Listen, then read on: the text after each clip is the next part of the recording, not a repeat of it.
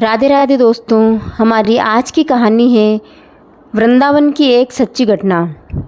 बहुत समय पहले की बात है। एक संत थे जो वृंदावन में रहा करते थे। श्रीमद् भागवत महापुराण में उनकी बड़ी निष्ठा थी। उनका नियम था कि वह रोज़ एक अध्याय का पाठ करते और राधा रानी जी को अर्पण कर देते। वह संत कहीं आते जाते भी नहीं थे। लोग भक्ति भाव में उन्हें कुछ खाना पीना भी उनकी कुटिया पर ही दे जाते थे। वह संत भी अपनी कुटिया में बैठे बैठे या तो राधा रानी के नाम का जप करते या श्रीमद् भागवत का पाठ करते रहते। ऐसा करते करते उन्हें सालों बीत गए, पर एक दिन भी ऐसा नहीं था जब उन्होंने राधा रानी जी का पाठ ना किया हो या भागवत का अध्याय ना सुनाया हो। अब उनकी कुछ उम्र भी हो चली थी। एक रोज़ जब वे भगवान का पाठ करने बैठे तो उन्हें अक्षर बहुत धुंधले दिखाई दे रहे थे। थोड़ी देर बाद तो दिखना भी और भी कम हो गया। अब उनकी आंखों में आंसू आ गए। उनके यह आंसू इसलिए नहीं थे कि उनकी आंखें जा रही है, बल्कि इसलिए थे कि अब पाठ कैसे करेंगे। उनके मन में भारी दुख हो रहा था कि अब राधा रानी को भागवत कैसे सुनाएंगे। वे मन ही मन श्री कृष्ण का ध्यान करते रहे थे कि हे प्रभु, हे दीनानाथ, मैं इतने दिनों से पाठ कर रहा हूँ, आपने आज ऐसा क्यों किया।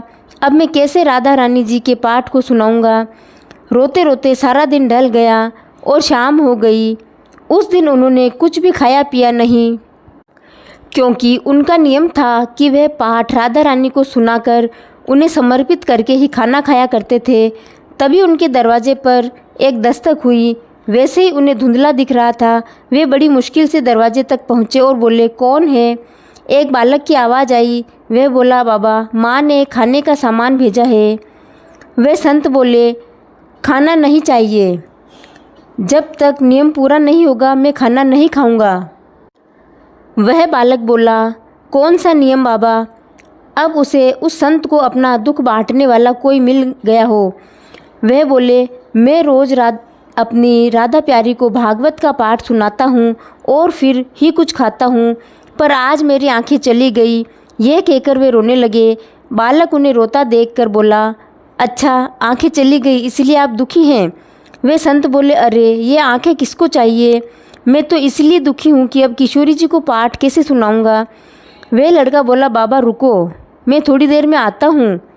इतने में बालक दौड़ा हुआ आया और बोला, लीजिए पट्टी, अपनी आंखों पर बांध लो। और संत के हाथों में पट्टी पकड़ाकर वह लड़का भाग गया।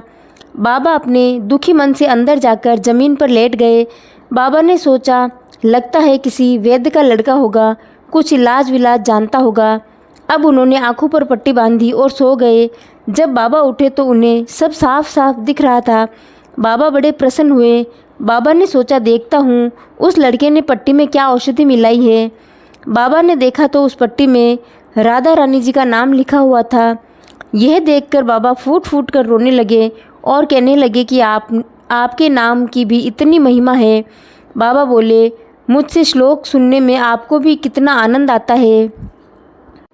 बाबा बहुत साहस के साथ जल्दी से उठे और स्नान आदि कर पाठ करने बैठ गए।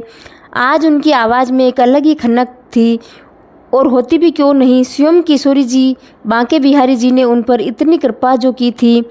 तो बोलो, जय श्री राधे श्याम, जय श्री राधे राधे। तो दोस्तों, आपको ये कहानी कैसी लगी कमेंट बॉक्स में बताएं और इस चैनल को लाइक, शेयर और सब्सक्राइब ज़रूर करें। धन्यवाद।